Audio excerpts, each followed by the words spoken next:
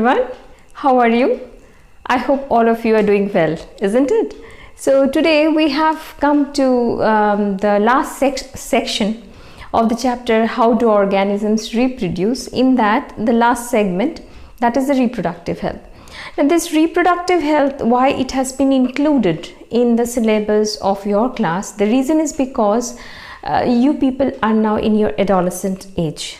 You have crossed your puberty, and in this adolescent phase there are various changes that are happening in your body, which we have studied earlier. Now during this phase, the various kinds of developmental changes which happen, that also has to be maintained along with your health, that means your hygiene. If you can maintain the hygiene during this this period, especially the adolescent period, when the girls face this first problem of their menstrual cycle, or even in case of boys also some physiological changes are happening. So if they are very conscious about maintaining the reproductive health, the hygiene care of their genital parts and all, so in that case they won't be suffering from the various kinds of infectious diseases which otherwise could happen if they lead a very unhygienic kind of life. Reproductive health is also essential in the sense that, see, India is second in terms of population, and if this way it progresses how it is going on, it will be in no time that India will cross China. Okay, so reproductive health aims at not only achieving a proper healthy reproductive life, but also controlling the population of a country. Because if the population is not controlled, if the way the population is exceeding, if we let it happen the way it is going, if we just let it go like this, in that case the citizens of our country are not going to get the basic amenities of life in few years to come. So for that reason, we need to limit our population. Also, we need to have a proper health, reproductive health, normal health also, which will be balanced in every sense in terms of your emotional, functioning of your body, your physical functioning of your body, your mental status, your social status. So everything, when it will be working in coordination, then only you can achieve the proper health. And reproductive health plays a major role in that. So that's the reason why this reproductive health has been introduced in your class. Now in this reproductive health, as I was mentioning about India, when India crossed the billion mark, India crossed its billion mark on 10th of May 2000. So that was the time, the alarming time rather, when the citizens, the government, all should be taking it quite seriously, that how to control the birth rate in our country. Because the way the medical facilities are progressing, the way the people are becoming health conscious, the average human life has increased a lot. Earlier, the mortality rate was so high, the infant mortality rate, the maternal mortality rate, the average lifespan of human being was 60.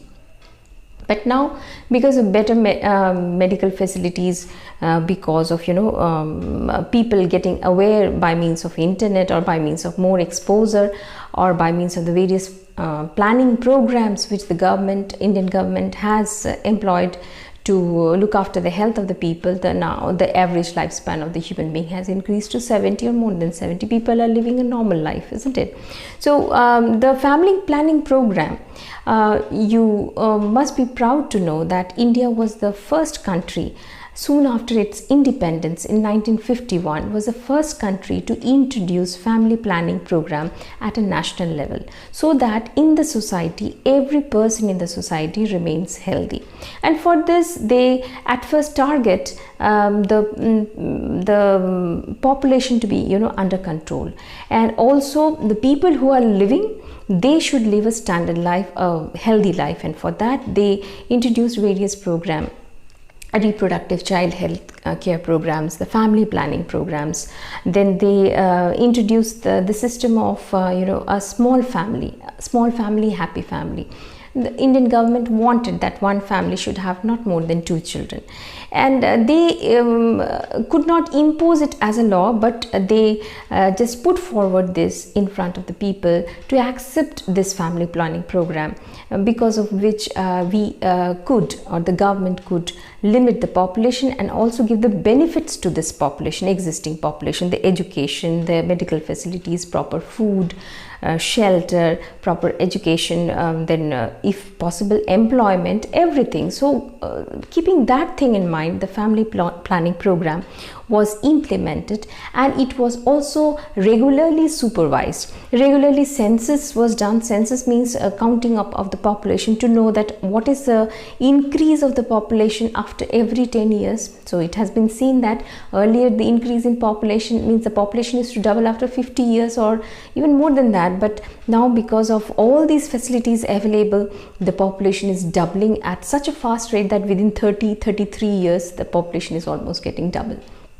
So for this, there are various birth control measures or the methods which are included, or which is being advertised, or handbills are given, TV advertisements by renowned personalities are presented in terms of newspaper, in terms of journal, everywhere, in the hoardings and everywhere. The government is trying to educate people to limit their family size, so that the benefits which the government is actually intending for every citizen can be given.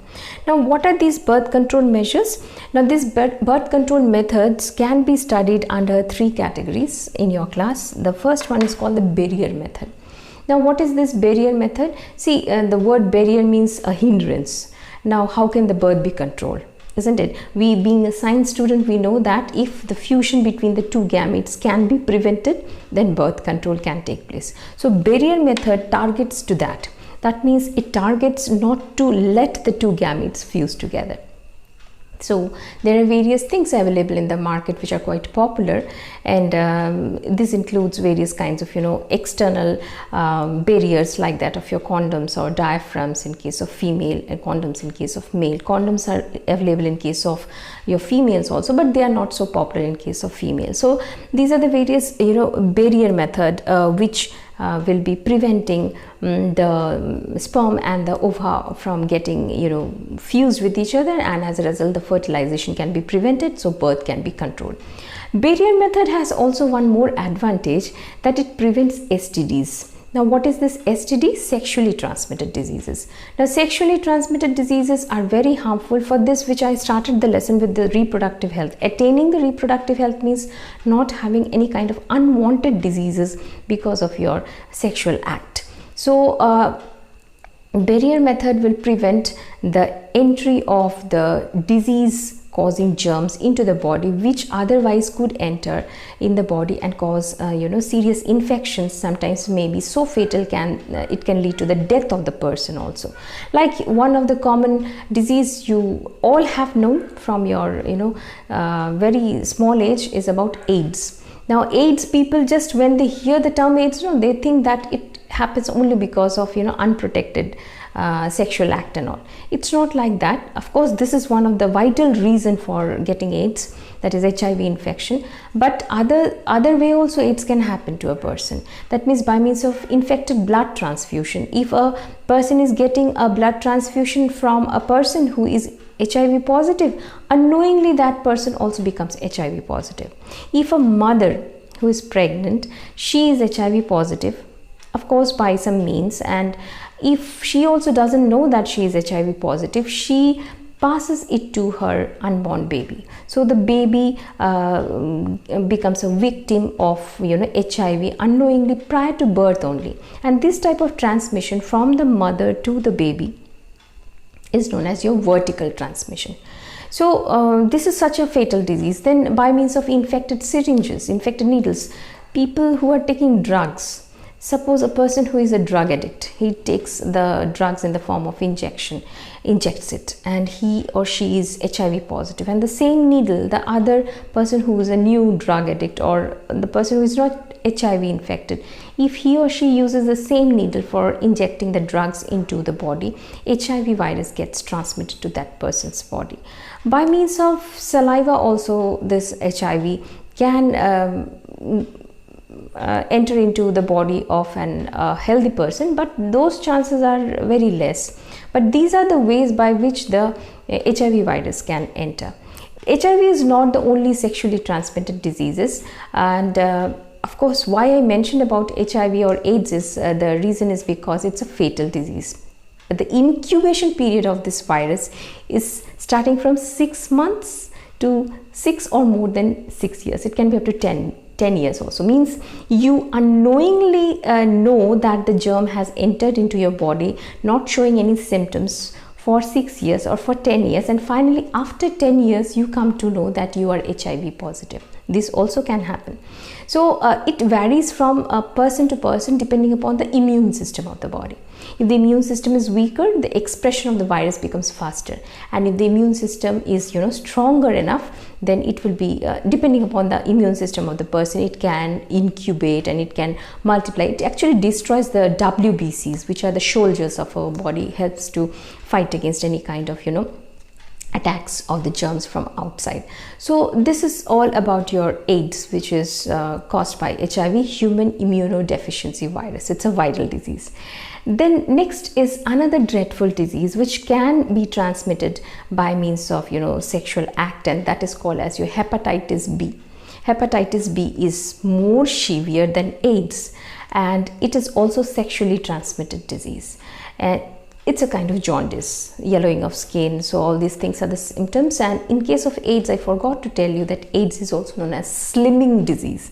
That means if a person is suffering from HIV infection, abrupt decrease in the weight of the person takes place. So these are the various symptoms.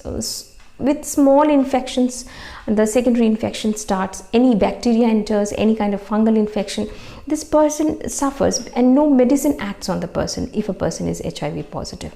Hepatitis B is also a viral disease caused by the hepatitis B virus, and similarly there are genital warts, then herpes, genital herpes. These are all the viral diseases which can be so dreadful if a person does not maintain the reproductive health, does not practices a proper reproductive health, does not practices a safe sexual act with limiting to a single partner, not moving for multiple partners in the society. So that's the reason why this chapter or why this topic has been introduced in your school syllabus. The next thing of course there are bacterial diseases also, sexually transmitted diseases like your gonorrhea or syphilis. But the thing is that the bacterial disease or the fungal disease which affect our genital parts, that can be cured if it is detected by means of you find some kind of abnormal symptoms like some discharges from your genital areas which are very unnatural, pus formation, pain, inflammation and all those things. So in that case, if you immediately consult a doctor, then by the advice of the doctor and the antibiotics, the disinfectants of course, using regularly, you can get rid of the fungal or the bacterial infections which are of course the STDs like gonorrhea, syphilis and all. But as far as viral disease is concerned, if it happens, the cure is not possible as far as the AIDS, hepatitis B, herpes virus and the genital warts are concerned. The next thing is about the birth control method, which is called as your chemical method. Now chemical method is what? It is in the form of pills, contraceptive pills. It is actually regulating the hormone balance in women's body. There are two female hormones, estrogen and progesterone. So progesterone is the hormone which every month in the menstrual cycle prepares the uterine cavity, the inner wall of the uterine cavity, to receive a fertilized egg. So if these kind of contraceptive pills, which are the chemical methods, are taken regularly on a daily basis, in that case they prevent first of all the process of normal ovulation, and secondly what they do is that they prevent the formation of the endometrium wall where the implantation of the fertilized egg can take place. So if the wall is not ready to be implanted, then even if the fertilization takes place, the fertilized egg after the cell division turning into embryo, it cannot fit it into the endometrium wall of the uterus because they are weak, and as a result it cannot get implanted, so it is released out of the body, it is aborted. So chemical methods are those which do this kind of thing, that is, they regulate the hormone in the body of the female, letting it unfavorable either for the process of ovulation or for the process of implantation. And sometimes some chemical methods, like in the form of artificial metallic loop-like structures, which is called lippy loop, or your copper T. And the name copper T is given because it is copper releasing ion in the form of a wire which is T-shaped, and it is of course introduced into the uterine tract of the female by some expert doctors or expert nurse, senior nurse, and what it does is that it releases copper ions. So it releases copper ions. So when it releases the copper ions are totally harmful for the sperms. They kill the sperms, they are spermicidal. They kill the sperms, they make them immotile, and as a result the sperms cannot travel, and if they cannot travel through the fallopian tube, definitely they don't find the ovum, and there is no question of fertilization, and this way the birth control can take place. So these are the various chemical methods in the form of contraceptive pills or in the form of certain intrauterine devices like your copper T, like your Lippy's loop and all, which is introduced into the body of the female, and it will be having a deleterious effect on the sperms, and as a result the fertilization will not take place. And in the former case, that is, if it is a contraceptive pill, it will be hormone based. So if it is hormone based, then it will be regulating the hormone in such a way that ovulation will also not take place, and the implantation also cannot take place. The next is surgical method. Now this is the final method. When I initially said about the family planning program, that is hum do hamare do, that means a family having 2 children. This was actually the motto of the government setting for the family planning programs. So when it was introduced, the health officials, the health workers always counsel the newly married couple to have limited family members. So when they have attained the limited family member size, that means 2 children per family, then they guide this type of couple to go for surgical method of permanent contraception. Now what are this method? There are 2 methods, vasectomy and tubectomy. Vasectomy is done in case of male. Perhaps you remember when we studied about the male reproductive system, in which I have drawn the vasa differentia or vas difference, which is carrying the sperm out of the body through the common opening, that is the urethra, through the ureter, by the help of urethra outside the body. So that vas difference, if it is cut and if it is tied, it is called ligated. So in that case, even if the sperms are produced, they cannot travel. So if they cannot travel, there is a hindrance, then definitely the gametes are not going to fuse with each other, and this way the birth control will take place. Same is with tubectomy. The word tubectomy, this tube word has come from the word fallopian tube. So this is done in case of female. It's a permanent method of birth control after attaining the full family size, that means 2 children in a family, that the fallopian tube is cut and it is also tied. So every month ovulation is taking place, but the mature ovum cannot travel through the fallopian tube. The reason is because the fallopian tube is cut. So if there is an obstruction, there is a cut, so definitely there is no chances of the sperms meeting with that of the ovum, and there is no question of fertilization. So this way the unwanted pregnancies after the full-sized family has attained can be prevented.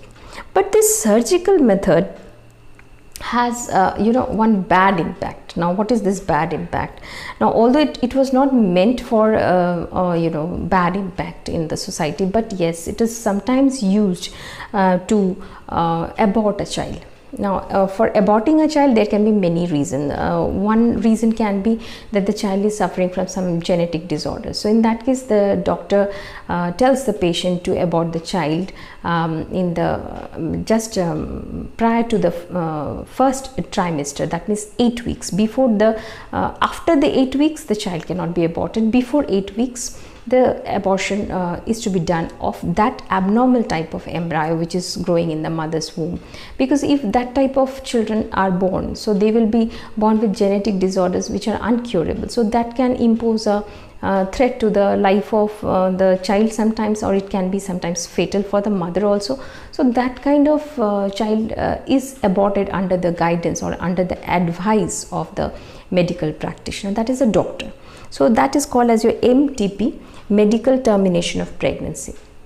Now this MTP is misused basically.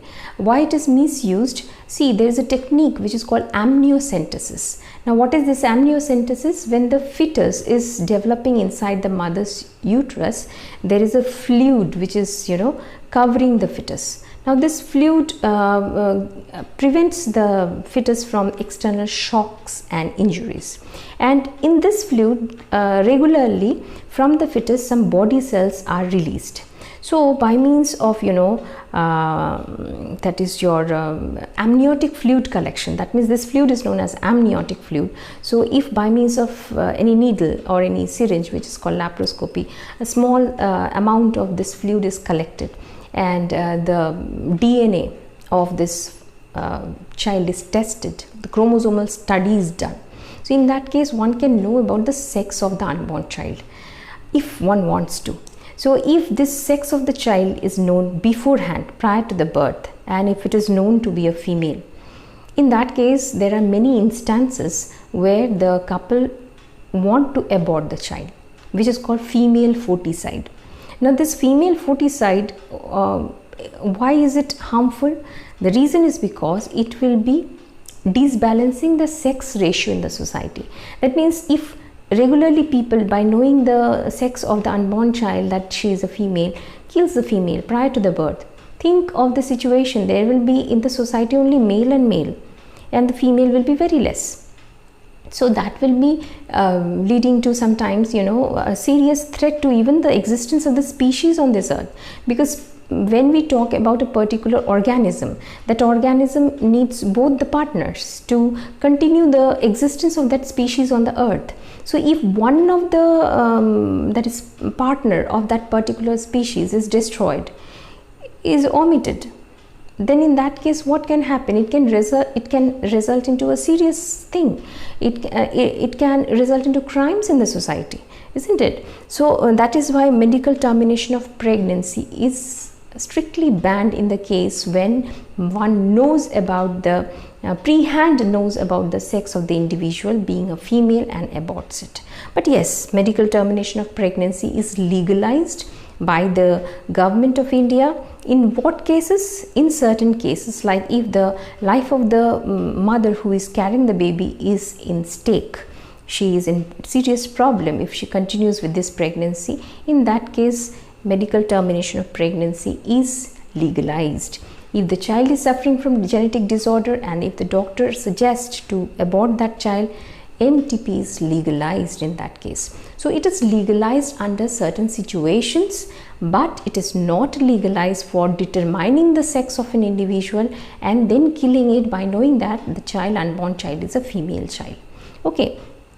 So this is the thing about the medical termination of pregnancy and its effect on the society if it continues to happen. So this is all about your reproductive health in the last segment of your how do organisms reproduce, and this completes about this chapter also. And now I think you are ready to answer to the questions which will be asked to you from this chapter. I hope you have understood this topic well. Go through your NCERT line by line, meticulously study it as well as see the videos, and then start making short notes or start making short questions. If you write the things which is given in the book in the form of one questions, means one word question or one sentence question, you will see that the whole book, the gist of the whole chapter will be in front of you, and it will be very fruitful for you during the time of examination. And that's all for today.